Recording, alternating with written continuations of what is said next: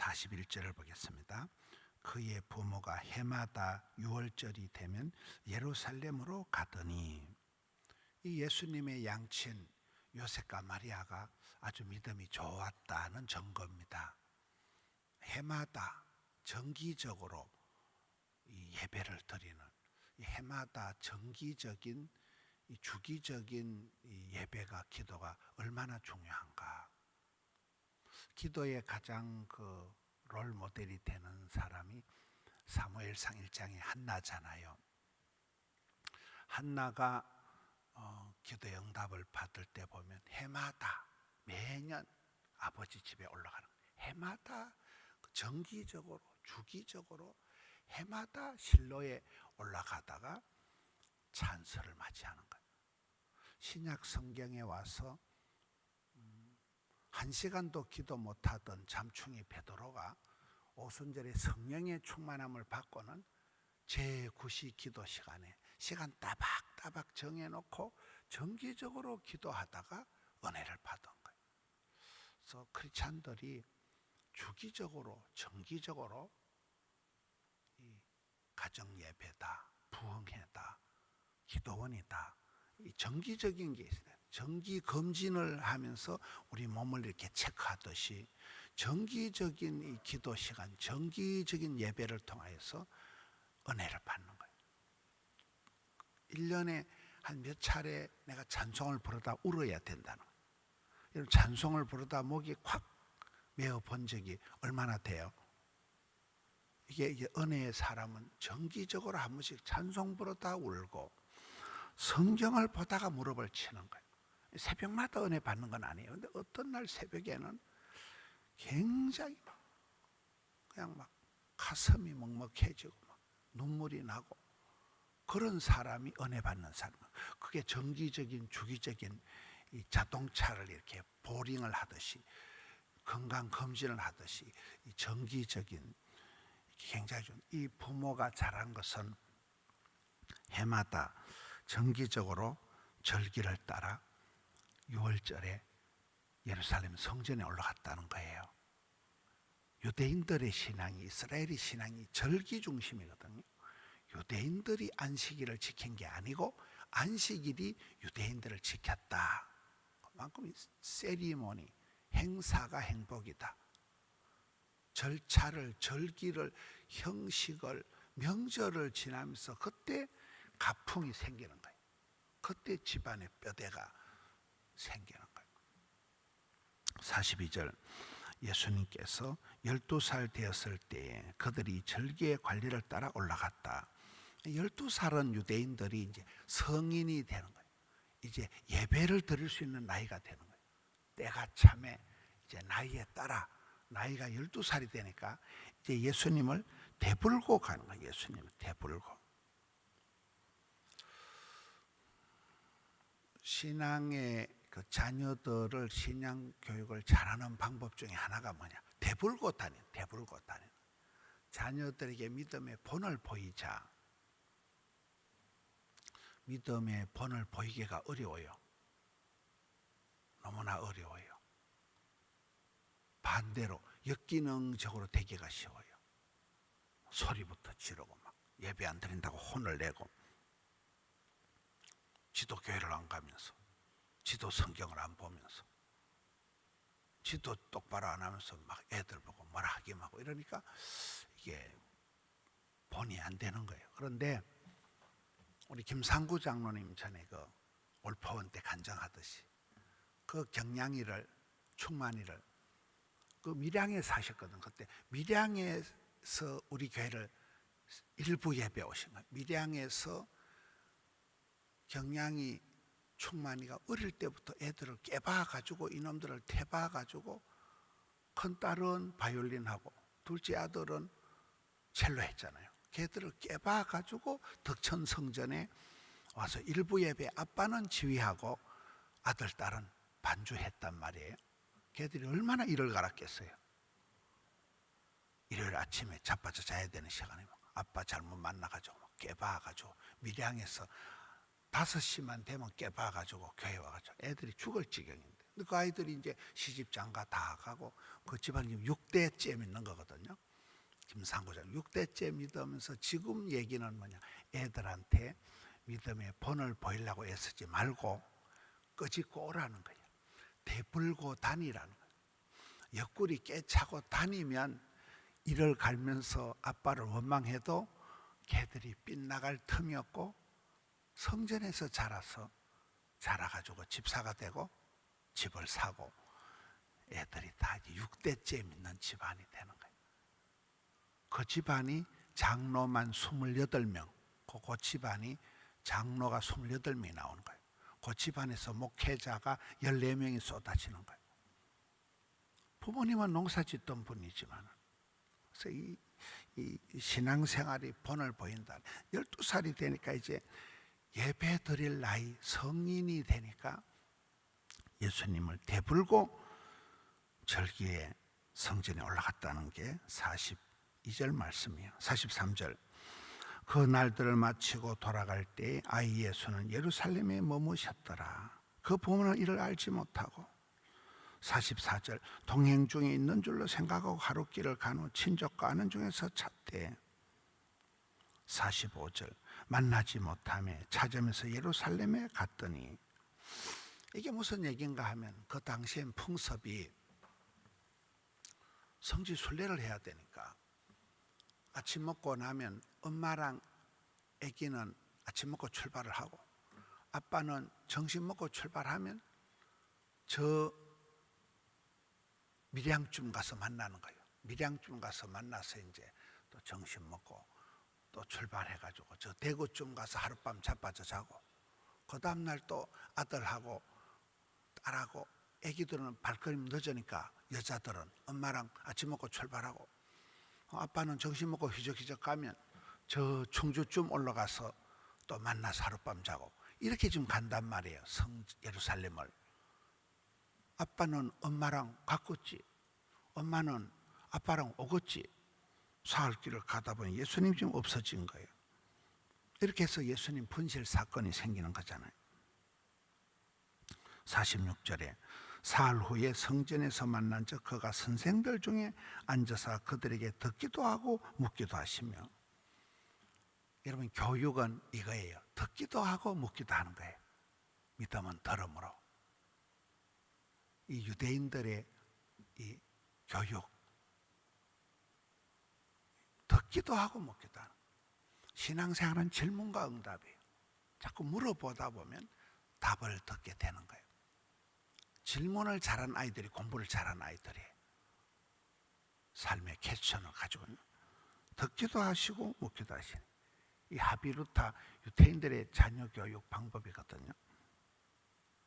47절에 듣는 자가 다 그 지혜와 대답을 놀랍게 여기더라. 46절에 그의 부모가 보고 놀라며 그의 어머니는 이르되 아이야 어찌하여 우리에게 이렇게 하느냐 보라 네 아버지와 내가 근심하여 너를 찾았다. 49절에 예수님께서 이르되 어찌하여 나를 찾으셨나이까? 내가 내 아버지 집에 있어야 될 줄을 알지 못하셨나이까? 예수님은 만민이 기도하는 집, 아버지 집에 있는 게 당근이라는 거예요. 내가 아버지 집에 있는 게 당연하다는 거예요. 이게 이제 굉장히 중요한 말씀이에요. 우리가 기도하는 집, 아버지의 집, 성전에 있어야 돼요.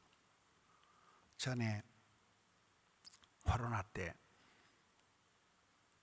그 젊은 자식이 할머니, 어머니 보고 교회 가지 말라는 거예요. 교회 가면 사람이 밀집된 데 가면 코로나 올라가지고 교회 가려면 손자 보러 우리 집에도 오지 말라는 거예요. 아주 그 젊은 놈들이 엄마를 교회를 못 가게 하는 거예요. 그런데 이 할머니 권사님이 너무너무 교회가 오고 싶어가지고 교회와 앉아 있는데 해필 그때 전화가 온다는 거예요. 엄마 어디야? 내가 집이다. 내가 어디 갈 데가 있나? 집이다. 이러는 거예요. 엄마 교회 아니지? 아니다. 내가 집이다. 그래 얘기를 하고 있으니까 이제 목사님이 그 모습을 보고 아이고 권사님 참 불쌍하다. 어릴 때는 불신 부모들한테 교회 간다고 두드리 맞고 나이 들어가지고는 예수 잘 믿는 자식이라고 하는데도 코로나 때 엄마 교회 간다고 야단을 하니까 참 권사님 불쌍하다 이러니까 아닙니다. 내가 어디 뭐 없는 말 합니까? 아버지 집이 내 집이지 뭐. 내가 뭐 집에 있다는 게 내가 뭐 다른 말 하는 거니까. 아버지 집이 내 집이라. 내 애들한테 내가 거짓말 하는 거 아니라. 아버지 집이 내 집이지. 내가 뭐 다른 데 어디 갈 데가 있습니까? 그게 그런 말이에요. 성도는 아버지 집이, 만민이 기도하는 집이 내 집인 거잖아요. 어제 손현보 목사님하고 강동명 목사님하고 목사님들 며칠 이렇게 모임을 했습니다. 해가 넘어가기 전에 우리 친한 목사님들끼리 밥 한 끼 먹자니 제가 제일 고참이라서 항상 밥은 제가 사는 겁니다. 그래 얘기를 하다가 이제 목사님들의 결론이 뭐냐? 교회에 있는 게 제일 편하다는 거예요. 교회에 있는 게 제일 좋다는 거예요. 그렇잖아요. 교회에 있는 시간이 제일 편한 시간, 교회에 있는 시간이 제일 좋은 시간이라는 거예요. 그렇습니다. 이게 예수님께서 내가 아버지 집에 있는 게 단 거이다. 그 다음에 50절, 그 부모가 그가 하신 말씀을 깨닫지 못하더라. 우리가 신앙생활 할 때 하나님 말씀을 다 깨달아서 믿는 거 아니에요. 불가해적인 하나님이에요. 피조물인 인생은 창조주 하나님을 다 몰라요. 알 수가 없어요. 불가해적인 하나님. 믿으면 깨달아지는 것이지 다 이해하고 하나님 믿어주는 거 아닙니다. 믿으면 깨달아지는 거예요. 깨닫지를 못하는 거예요. 51절에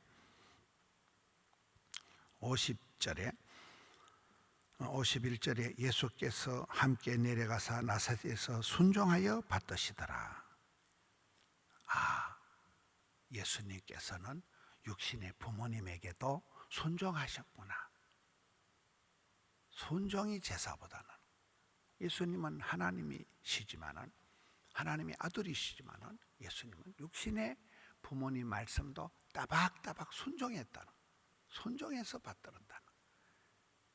그 어머니는 이 모든 말을 마음에 두니라. 이게 마리아의 특징이잖아요. 천사가 말을 할 때, 누구 얘기할 때, 시몬이 안나가 얘기할 때마다 항상 이 모든 말을 마음에 새기고 생각하더라. 마음에 두니라. 이 마리아가 잘하는 건 품는 걸 잘. 아기 예수를 품고 말씀을 품고, 이 마리아의 장점이 되는 거예요. 다 이해하지는 못하지만 말씀을 마음에 품는 거예요. 마지막 52절 봅시다. 예수는 그 지혜와 키가 자라가며, 이 절대 성장 본능, 예수님처럼 우리는 반드시 자라야 된다. 지혜가 자라고 성숙해지고 키가 자라고 성장해야 돼. 성장 본능이 있어요. 식물은 심어놓으면 자라고 아기는 태어나면 쑥쑥 자라고 반드시 자라. 교회는 반드시 부흥되는, 반드시 자라가는, 반드시 성장 본능이 있어야 돼. 아기가 자라지 않으면 이게 병든 거예요. 반드시 자라야 돼. 때로든지 반드시 복음을 전해야 되는, 반드시 부흥, 발전, 성장 반드시 자라야 된다. 그리고 하나님과 사람에게 더욱 사랑스러워 가시더라. 사랑 본능이 있어요. 사랑. 우리는 사업에는 실패해도, 사람을 대하는 데는 실패해도 사랑에는 실패하면 안 되는 거예요. 사랑에 성공해야 돼. 사랑의 왕국을 만들어야 되는 거예요. 사랑 본능이 있어요. 사랑받고 사랑하고. 고기도 먹어본 사람이 먹는다. 사랑을 담뿍 받은 요셉이가 인생 후반전까지 방황을 안 하는 거예요. 갈등을 안 하는 거예요. 어릴 때 아빠 사랑을 담뿍 받았거든. 사랑받는 자가 돼야 돼. 그리고 사랑스러운 사람이 돼. 러블리한 사람이 돼. 사랑하는 사람이 돼. 사랑의 사랑꾼이 돼야 돼. 야곱의 축복이 뭐예요? 사기꾼 야곱이가, 속이는 자 야곱이가 라헬을 만났을 때 나 그대에게 모두 드리리. 20년을 몰빵을 하는 거죠. 7년을 수일같이 한 여인에게 20년을 다 갖다 홀라당 바치는, 그 사랑하는 여인 사이에서 태어난 요셉과 베냐민을 끔찍하게 사랑하잖아요. 그 사기꾼이 한 푼도 손에 안 보고, 그 사기꾼이 너무나 헌신적인, 너무나 순애보적인, 너무나 러블리한 사랑꾼으로 된 것이 야곱의 축복이라는 거예요. 우리 고은이가 야곱 같은 남자를 만나면 얼마나 좋겠어요. 그래야 시집을 가는 거예요. 고은이가 시집을 가야 돼. 오늘 예수님의 그 어릴 때 절기를 따라 성전에 갔다. 그 부모님이 굉장히 경건한 그런 가정을 이루었다. 예수님이 아무나 육신의 양친으로 삼지를 않는다는, 그 아버지의 그 아들, 그 어미의 그 딸내미가 되는 가정, 자녀 교육. 지난번에 부산에 범어사 정호 주지스님, 또 천주교 주교님, 기독교를 대표해서는 제가 가고, 부산의 상공회의소 회장님, 부산대학교 총장님, 동아대학교 총장님, 부산에 이렇게 유지들이 모여가지고 저출생 미팅을 수차례 했습니다. 거기서 재밌는 얘기가, 부산 상공회의소 의장 되시는 분이 이번에 성탄절에 우리에게 이만한 화분을 보낸 분이에요. 이번 성탄절에 범어사에는 트리를 만들었다 하더라고요. 그동안 현수막만 달다가 목사님, 금년도부터는 범어사에 절간에 성탄 트리를 만들었다고 이러더라고요. 근데 그 상공회의소 의장, 부산에 이 사업하는데 최고 대표가 상공회의소 의장이잖아요. 그분이 우리 교회 성탄절에 이따만한 화분을 보내고, 그분이 하는 말이 있어요. 자식을 이기는 부모가 없다 이러잖아요. 그 말이 틀렸대. 자기는 자식을 이기는 부모가 돼야 된다는 거예요. 참 그 말씀이 인상적이더라고요. 자식을 이기는 부모가 없다 이라면서 자식이 교회 안 가도 그만이고 예배 안 드려도 그만이고 그렇게 하면 안 된대. 자식을 이겨 먹어야 돼. 두드리 패서라도 교회를 가라 이놈아. 자식을 이겨 먹어서 자식을 말을 듣게 해야 된다는 거예요. 맞아요, 맞아요? 자식을 이기는 부모가 없다 그 말이 틀렸대. 그분은 자식을 이기는 부모가 돼야 된다는 거예요. 맞잖아요. 자식을 가르쳐야 돼요. 자식에게 초달을 해서라도 예수 잘 믿어라, 예배 잘 드리라, 가르쳐야 된다는 거예요. 자식을 이겨야 된다는 거예요. 자식의 논리에 지지 말고 교육을 시켜야 된다는 거예요. 훈계를 해야 된다는 거예요. 제가 아이고 참 의장님 말이 맞습니다. 자기는 아이들을 키울 때 이겼대. 아이들 하자는 대로 오냐 이리 안 했대. 두드리 패서라도 결국은 애들이 바른 길을 가게 된다는 거예요. 맞다니까. 새벽에 자식을 이기는 부모가 주의 말씀으로 훈계를 해야 된다. 자식을 이겨야 된다. 자식한테 말도 못하고 신앙 다 팔아먹고 지 마음대로 살아가는데 아이고 말도 못하고 자식 눈치만 보다가 나중에 뭐 엉망돼 버리는 가정이 얼마나 많냐 이 말이에요. 우리가 그렇다고 자식하고 싸우지 말고 자식하고 감정 다툼을 할 필요는 없지만 이게 신앙적으로 이겨야 된다네. 눈물로 이겨야 된다네. 기어이 가르쳐. 기어이 애가 철이 들도록 눈물로 아들아 그거 아니다 아들아 우리 딸 그렇게 사는 거 아니다. 그러면 걔가 언젠가는 철이 들어. 언젠가는 엄마 말씀이 맞았구나. 자식을 이기는 부모가 되자는 거예요. 자식의 책임은 다 엄마 아빠 책임이거든요. 문제의 자식은 없고 문제의 부모가 있을 따름이니까. 예수님이 양친이 누구냐는 거예요. 예수님이 양친이 어떻게 했냐는 거예요. 그러면서도 예수님은 육신의 부모에게 순종하고 그 지혜가 자라가고 기가 자라가고 점점 더 하나님께 은혜 받고 은총 받고 사랑받고 축복받고 사람들에게 귀염둥이 예쁜둥이 우리 자기 한국 도자기가 되어가는 오늘 말씀을 통해서 한 해가 저물어 가는데 여러분 자식 농사, 여러분 가정에 그런 사랑의 공동체를 이루시는 우리 성도님들 되시기를 축원합니다.